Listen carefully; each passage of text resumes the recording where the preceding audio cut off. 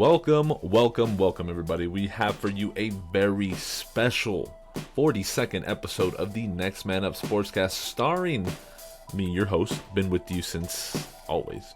And we got with us today the man that's usually behind the curtain, stepping in front of the camera in place of Mandy. Mandy will miss his first show. His injury streak is gone. Mandy's on the IL right now. We're going to have to put him on the shelf for today's episode, but we got Mo with us today. So, Mo, why don't you give the people a couple, few words. Yeah, give it up for Mo. What's going on, guys? I hope you're excited. I'm excited. This is my first time co-hosting the show.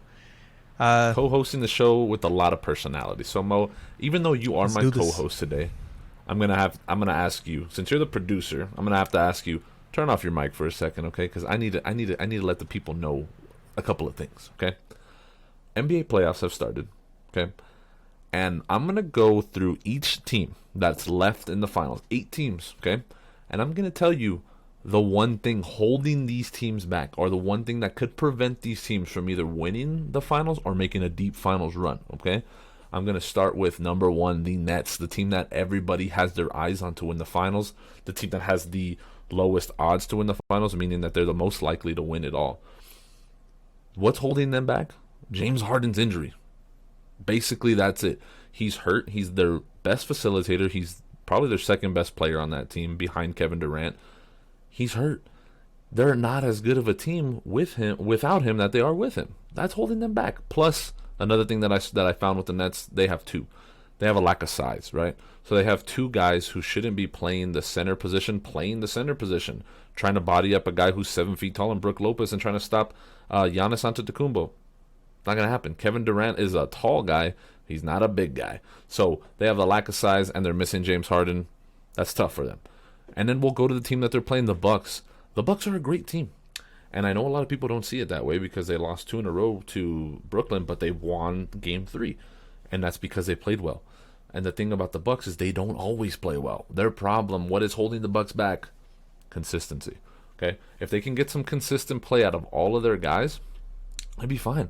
If Chris Middleton can be consistently shooting the basketball well and scoring well, the Bucks would be fine. And if all their players played consistently well, they would be a great team. They might even beat the Nets.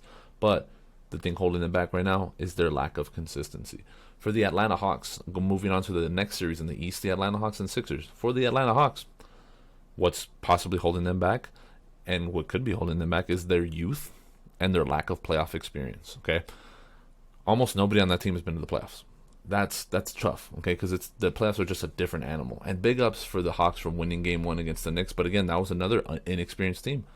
And I think now that they're playing an experienced 76ers team who has playoff success, they're having a tough time. And I think they're going to have a tough time because of their youth and their lack of playoff experience. Give the Hawks a couple of years and a couple playoff runs, they could be dangerous just like the Sixers, okay? Now let's go to the team they're playing, the 76ers. I love the 76ers. I think they should win the East, but if they don't win the championship, if they don't make it to the championship, it's going to be because of Ben Simmons' inconsistent play, his bad free throw shooting, and his bad shooting in general. He's not a threat to pull from 3. That's a problem if you're a point guard. He's not a threat to pull up from mid-range. That's a problem if you're a point guard. And then I believe in a game this year, in the playoffs, he went 1 for 14 from the free throw line. That's a big problem because the team started to do a hack of Ben Simmons, meaning they just fouled him, and then they were like, we'll take our chances giving him 2 free shots from the free throw line, and most of the time it paid off for those teams. That's actually how the Wizards beat them once. So if they're going to be held back, it's going to be because of Ben Simmons. Let's move to the West, okay? A little bit closer to everybody's heart here, Angelinos. We'll start with the Suns. Hard to find a hole in the Suns team. They smacked the Lakers. Let's be honest about it. They smacked the Lakers, and now they're up 3-0 against the Nuggets. Really hard to find a hole. I looked at their losses and I saw what was the problem. And the problem was their role players had a lack of production in those games. So guys like Mikal Bridges, Cameron Payne, stuff like that, when those guys don't perform, I think that's how the Suns can potentially be beat. Okay, but that's asking a lot because you got 3 superstars on that team that are producing. So I think if anybody has a chance to beat the Suns, it's to eliminate their role players. Now let's go to the team they're playing, the Nuggets. Okay, so much potential on that team, right? To be great, and they have for a little while. But the Nuggets' problem is everybody not named Nikola Jokic. Everybody not the MVP of the league. They're bad. I was talking to a buddy of mine who is a Nuggets fan. Bless his heart, right? The 4 other players on that team wouldn't start on most NBA franchises. They just wouldn't. And that's a fact, okay? And having Jamal Murray hurts, but everybody other than Nikola Jokic, that's the problem. That's what's holding the Nuggets back. It's like an anchor. Let's go to the other Western Conference series. The other one that I thought was going to be a little bit more interesting, but it's 2-0 Jazz. And who knows? The Clippers can maybe do some damage back at home like they did in the last series, but vice versa on the road. But the Jazz. So what's holding the Jazz back and what's also actually propelling the Jazz to be a good team is their three-point shooting. They rely on it so much. The record splits between when they make 23-pointers versus when they don't make 23-pointers is ridiculous. They're a much better team when they make them, obviously. And they're not a great team when they don't. That's the problem. But it's also the solution for the Jazz. So on the nights where they hit 23s, they're going to win probably. The nights they don't, they have a chance to be beat. So I think their reliance on the three-pointer is what could be holding them back, but also could propel them forward. So it's kind of like boom or bust with those guys. And the last one, but the most frustrating one, okay? The Los Angeles Clippers probably have the most talent than any other team out there right now. Their problem, they just have horrible coaching, okay? Game 1, they have a chance to tie the game, okay? First of all, they were up by 14 at the halftime, so they should have game planned better and just won that game outright. That's one issue. But then at the end of the game, Mo, okay, here's where you can weigh in because it's just logical sense, okay? End of the game, your team, let's say you're in the basketball game, right? Let's put yourself, Mo is on the Clippers. Your team is down by 3, right? You need a three-pointer, correct? To tie it. You usually want either your first best player or your second best player to take that shot, correct? Correct, right? So they got the ball to their first best player. Good defense, couldn't get a shot, fine. Got the ball to their second best player. Couldn't do it, couldn't get a shot. They got the ball to their 6th, 7th, 8th best player. And that's who they relied on to make the three-pointer to win the game. But let me ask you this, Mo. You're not a coach, right? You never coached anything in your life.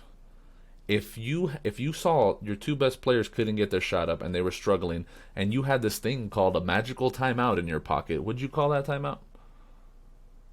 Of course. Did Tyronn Lue do that? No, he did not, okay? He could have called a timeout with about 3, 4, 5 seconds. In basketball, that's an eternity to get a shot. Did that happen? No. Ty Lue ate the timeout, took it home, and I don't know what he's going to do with it. Nothing, because it's useless now. Clippers lose by 3 points because they gave the ball to their 8th best player, and he got his shot blocked and then shot a ridiculous turnaround that would never have happened, right? Game 2 comes. And again, Clippers lose by 6 points. Close game. Usually comes down to coaching and adjustments. They didn't make the right ones. Donovan Mitchell scored 45 points in the first game. You would think, hey, let's game plan. Let's try to not let this guy score 45.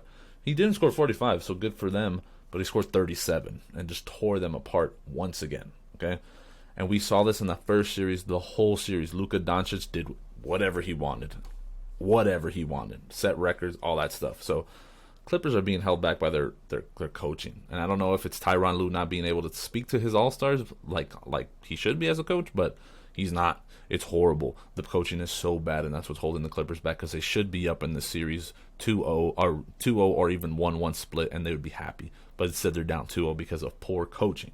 Okay, that was my piece, Mo. That was what's holding these teams back. Okay, and if they just heed my advice, playoff runs, deep championship runs, all these things for these guys, right? And some of it is, you can't help because like the Hawks, they're just young. There's nothing they can do about that. They got it. They'll get better. Nuggets got players hurt. Nothing they can do about that. But these other teams, simple fixes that I think they can accomplish, right? Let me take you to another sport, Mo. And this is where I want your opinion because as someone who's not big on sports, I think you get this one, okay? So in baseball, you got the pitcher, right? And the pitcher tries to do crazy, funky stuff with the ball, make it move, so that way it's hard to hit, okay? Recently, a certain Yankees pitcher, Garrett Cole, kind of was caught or accused of using a substance called spider tack. And basically what it is it's used in strongman competitions and in wheelchair athletics to get really good grip on your hands. And if you have really good grip on the baseball using an illegal substance, it's an illegal substance, you can get better break on your ball. You can make it spin better. You can make it do all these crazy things better, all that stuff like that. How do you feel about that? If let's say you're a hitter, or let's say you're a fan of the game, how do you feel about a pitcher really cheating, you know? Yeah, I mean, it takes away from just the feel of the game. It's not it's something that it's performance enhancement, pretty much, in a way. How is it? It's not very different from steroids. Yeah, because what if? So I don't know what kind of hands baseball players have, but normally if somebody has soft hands, you're not gonna have too much of a grip. Or if you have callous hands, you're not gonna have a good grip because it's gonna slide. Right. And if you have soft hands, it might be a little too much grip, maybe. I don't know. But I mean, if they're using that type of stuff, and it's not permitted, right? Right. If it's not allowed, and it's not allowed for a reason, because it can alter the game. Now tell me how this sounds. Okay, so Garrett Cole, that pitcher, he's an all-star. He's getting paid $324 million for 9 years, right? Stud, dude's a beast. Tell me how this sounds. Okay, he was in an interview and they asked him about this, press conference, full room. They said they asked him, "Are you using spider tack? Right? Are you using this stuff?" His answer, and I quote, well, first it was about 20 seconds of silence, and then he said, and I quote, "I don't know how to answer that." How does that sound? How does that sound to you? Well, that's sketch, because if he says no, then he doesn't. But if he says yes, then he's agreeing. He's admitting to it. Like, I'm doing something I'm not supposed to be doing. But how does I don't know how to answer that sound. What does that sound like to you? It's worse. So it's yeah. It's yeah, but no. It's yeah, but no, because you guys are asking me. It leaves it. I think it leaves it to speculation. It leaves it to be like, are you using it? Are you not? Is it really helping you? Is it not? All those things. I think it's one of those things. And so the defense here for a pitcher would be like, oh, if I have better control of the ball, then I can put it where I want to, and I won't hurt a batter. I won't hit him in the head or neck or anything like that, because balls do break wickedly. But isn't that kind of a lame excuse? Like, to me, that's a lame excuse. If you're a pitcher, it's your job to not hit the batter in the throat. And I mean, on top of that, you're a professional. You're in the big leagues. Literally, you're in the big leagues. That as the saying goes, there's no reason you shouldn't be performing at that level without it. I mean, with exactly. it. You should be able to perform without it. You shouldn't even be considering shit like that. I agree, and that's a great point. Yeah. So baseball, I think they're cracking down on this spider tack stuff, because it is performance enhancing. It's almost the same as Sammy Sosa using a cork in his bat. It's one of those things where it's like you're making yourself better without, illegally. If it was within the rules of the game, sure, do it. But if it's not, better knock that off. Okay, and we'll see how Garrett Cole's career progresses. See how it goes without the spider tack, and how much they're gonna start checking him and things like that. So, hey, would it be a double whammy if didn't Sammy Sosa also use steroids? Yep, he did them both. So yeah, he so steroids and cork in the he bat? did just about everything he could to play the game the wrong way. And the thing that sucked about Sammy was that the city of Chicago loved that guy. Absolutely loved that guy. So to have him, to find out that he's a cheater and all that stuff, it just leaves a bad taste in your mouth about the guy, and it just sucks. For baseball, I think when you get exposed as a cheater, it just becomes such a bad thing. Very rarely are guys able to really come back from that. A-Rod's just one example of a guy who's able to be like in the public eye, even though he was a steroid user. But it's just it's very far and few between the guys that can come back from stuff like that. That's true. Like big names, Barry Bonds, right? Yep. Where do you see him anymore? Mark McGwire. No, but I mean, while they had the spotlight, everybody was admiring him, and everybody was all about him. Loved him. And then it's like finding out Santa Claus doesn't exist, Pretty much. Right, because I know the feeling, because when I was younger, we used to watch baseball. You hear these big names, like before. These names are just so hyped up that, like, even if you didn't know too much about sports, you knew these guys. And when you knew these guys, you're like, damn, those guys, like, I want to hit the ball like they hit the ball. And then finding that out, it's like, oh, that sucks. Like, I mean, they still hit the ball, don't get me wrong, they still hit the ball out of the park. They still, Let me compare it to this, and I think this is a good comparison. It's like when you're a kid, and then you find out wrestling's fake or predetermined. You're like, what? It is? It's one of those things that's just like, oh, it's a heartbreaker because you believed in it so hard. You know what I mean?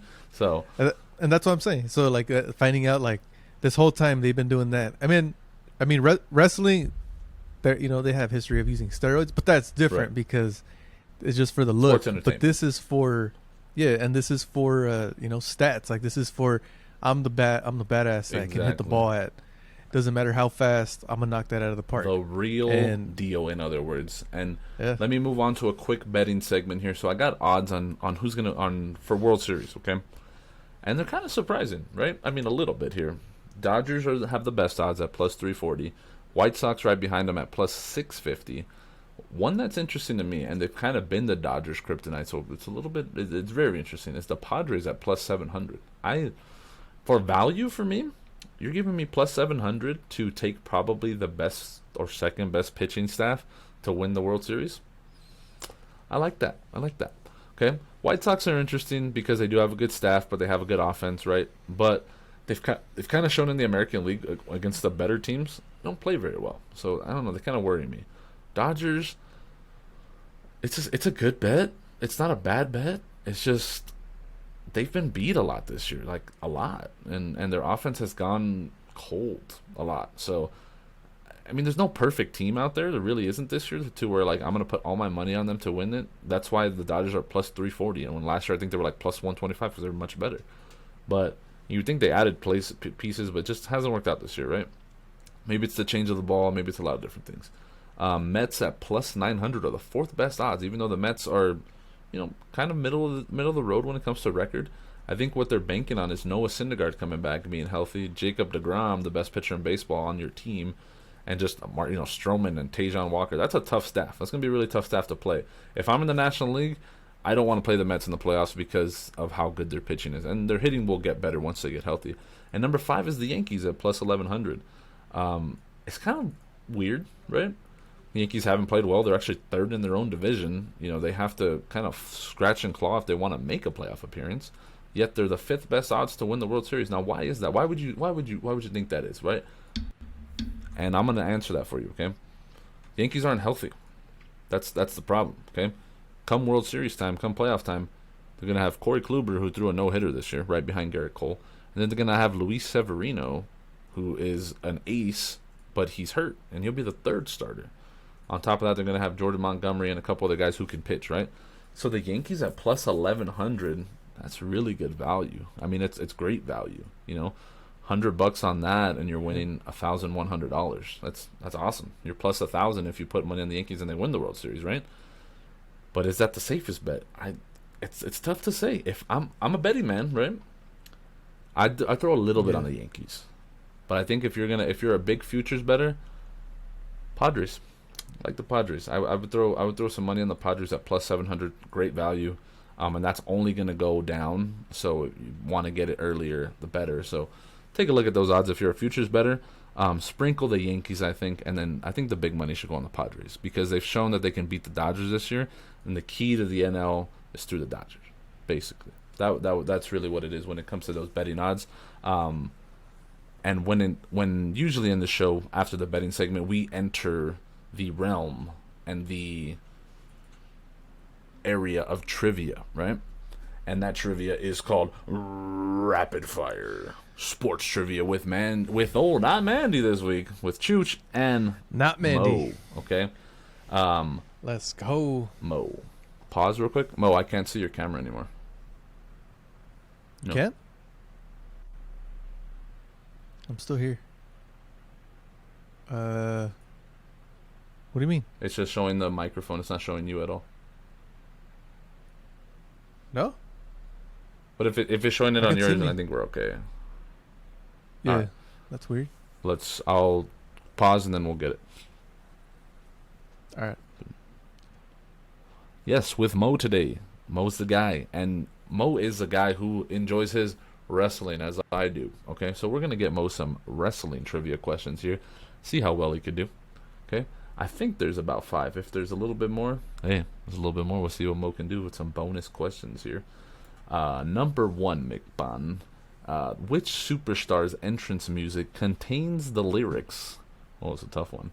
They broke the mold when they made me. I'm going to give you multiple choice.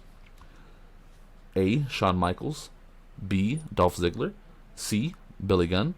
D. Mr. Perfect. Billy Gunn. Billy Gunn. That's his answer. Incorrect. It is Dolph Ziggler. No. Dolph Ziggler. Number 2. Dolph Ziggler. Let's see how you fare with this one. Which of the following championships has John Cena never held? Interesting. I would have thought he held all of them. Number 1. A. Intercontinental Championship. B. United States Championship. C. Tag Team Championship. Or D. World Tag Team Championship. I'm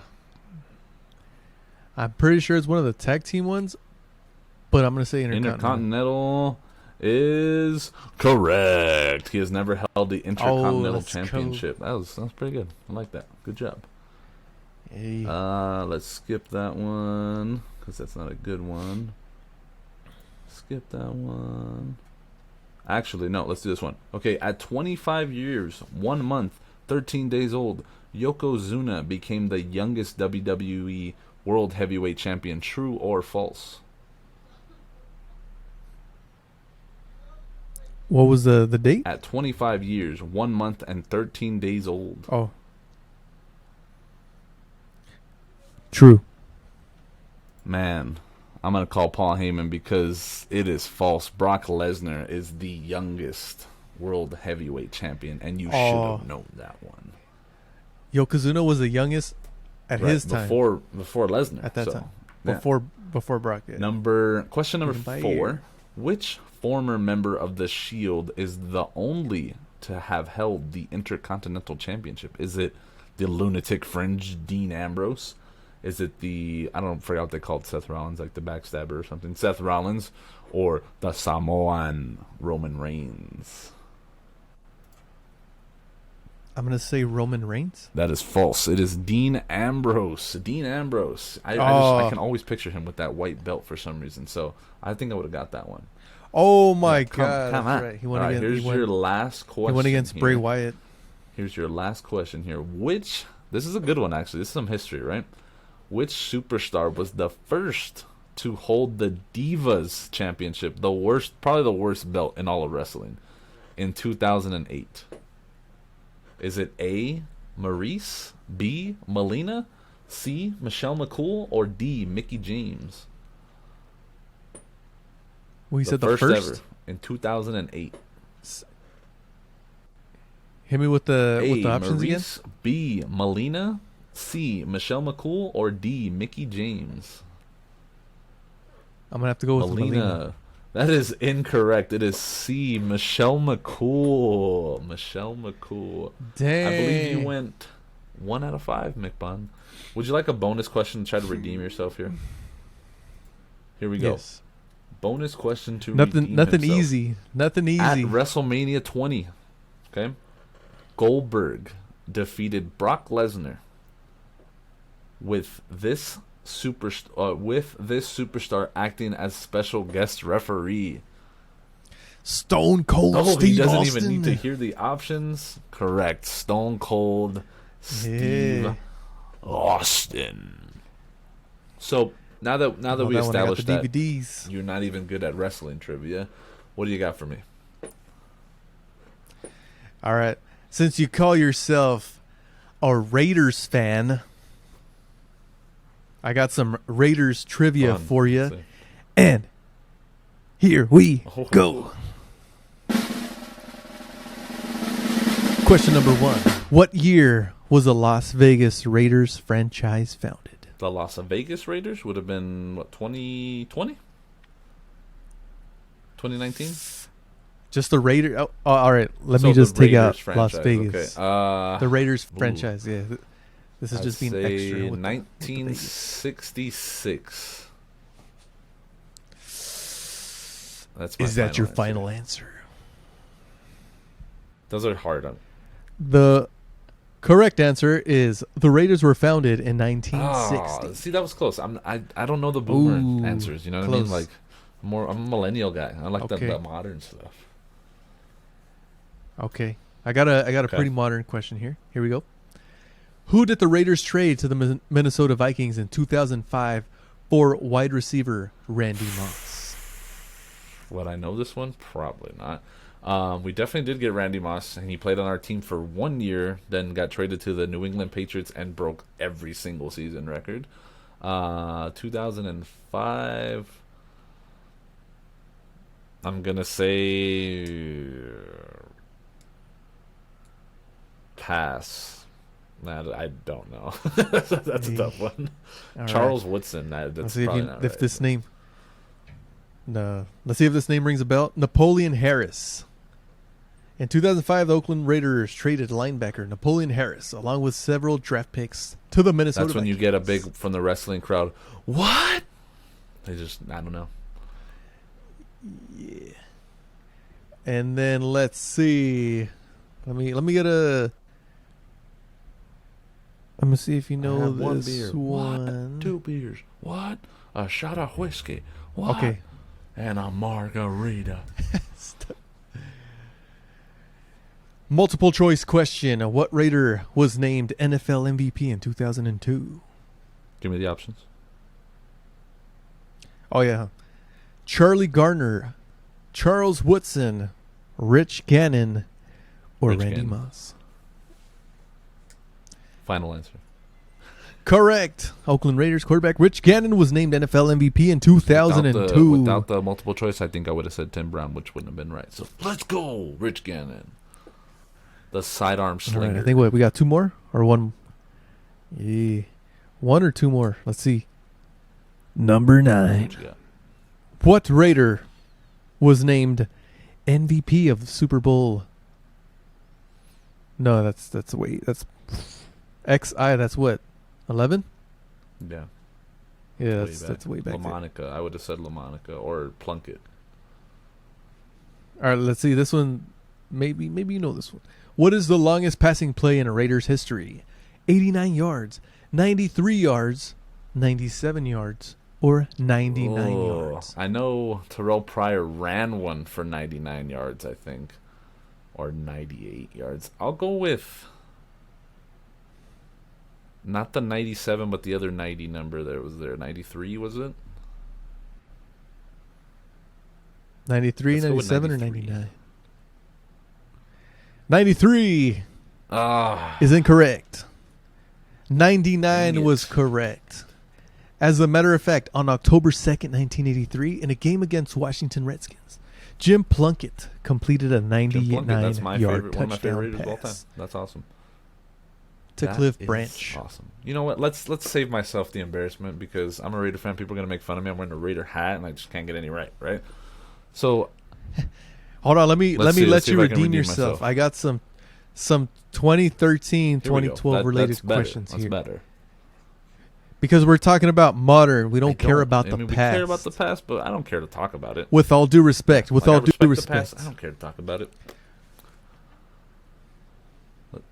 All right, let's see. Let's see if you know this one. I don't have multiple all right. choice because I don't know much about the Raiders. But here we go. Who started 9 games for the Raiders at quarterback in 2013? I'm gonna go on a limb and say Jason Campbell.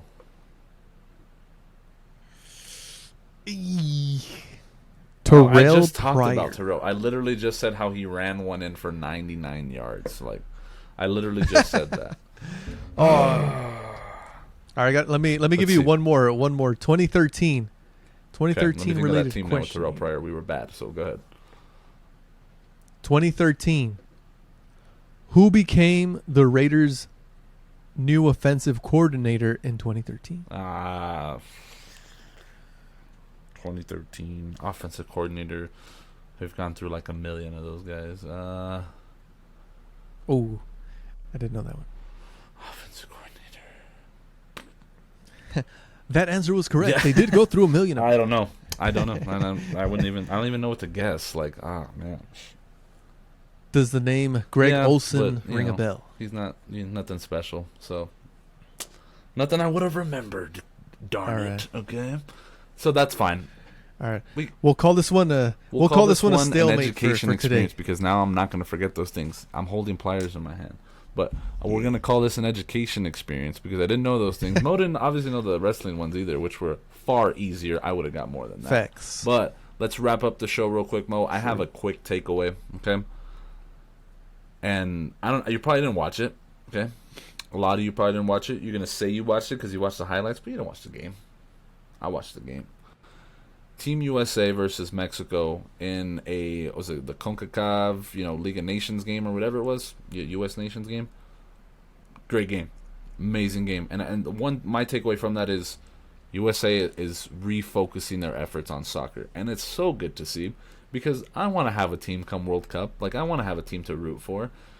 I don't really root for anybody usually. Like I just like pick a team. And I'm like, let's watch them play, and that's fun and all. The World Cup is still fun, but having a team, some national pride is going to be something, okay? And I think the U.S. will qualify. Beating Mexico is a huge step. They usually always get destroyed by Mexico, but they came in clutch. 3-2 victory with the penalty kick. First of all, they made a penalty kick, and then they blocked the penalty kick from Mexico. That never happens.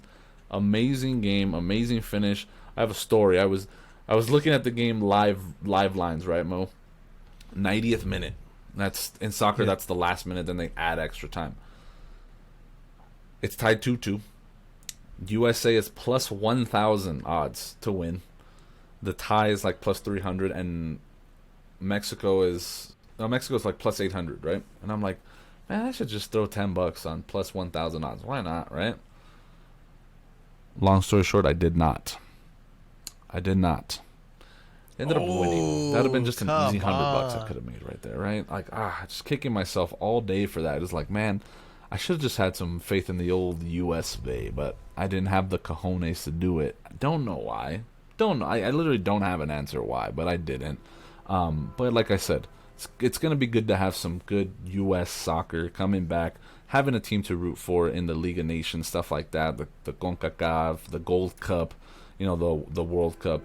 And that's coming up soon, so be ready for that. I think we make some noise. I don't know if we're a World Cup winner yet, but I think we make some noise, get out of group play if we're not in the group of death. And, I think we get America to fall back in love with soccer again. And that's a good thing. That's a great thing, People love it here, especially, there's such a big Hispanic American population. Why not root for America? Why not? Should be fun. I know everybody loves in Mexico and all that stuff, but hey, if the U.S. is in it, let's root for them too, right? U.S. soccer, baby, coming back. And that was our show today. Mo was a great guest. Mo was a great guest host. We'll have him on again because, he's nice to look at. I don't have to look at Mandy all the time, so it's one of those things. So we're hoping that we'll do this a little bit more often. I hope you enjoyed today's show. Very informative show. If you're driving to work, you're like, oh, shit, I never thought about that. But you're going to think about it now when you're watching these NBA playoffs, I promise you. So, thank you for tuning in. Make sure you get us, a follow, subscribe on all those things. And if you enjoy the content, share it with your friends, okay? I had some betting stuff go big and everybody's messaging me. And I had people, I'll be honest, message me that don't follow us. I didn't even respond. You know what I mean? Like, I'm just not going to respond. Like, if you're not going to support the show, why would I help you out and stuff like that? So, make sure you're supporting the show because that'll make me want to help people out a little bit more. You know what I mean?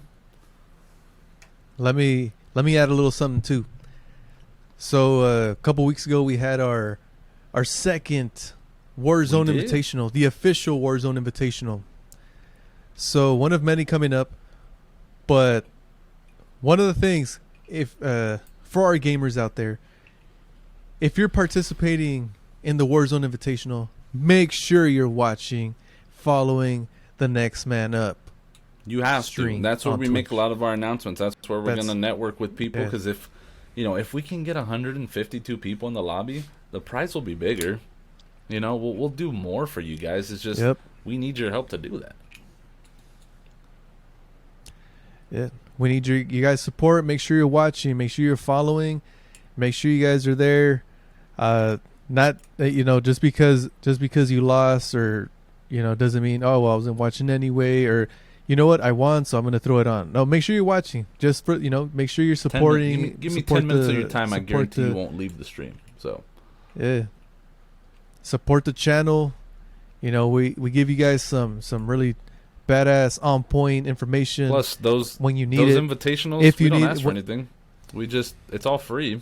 You know, we give out money. Nothing. We have fun with you guys. We don't ask for anything in return besides a follow. You know what I mean? Like, it's not a big deal. So just help us out a little bit. That's all we're saying. We're good guys here with good intentions. We just wanna do things for y'all.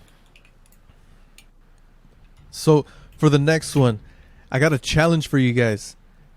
For the 31 people that played on the last one, make sure you share the post.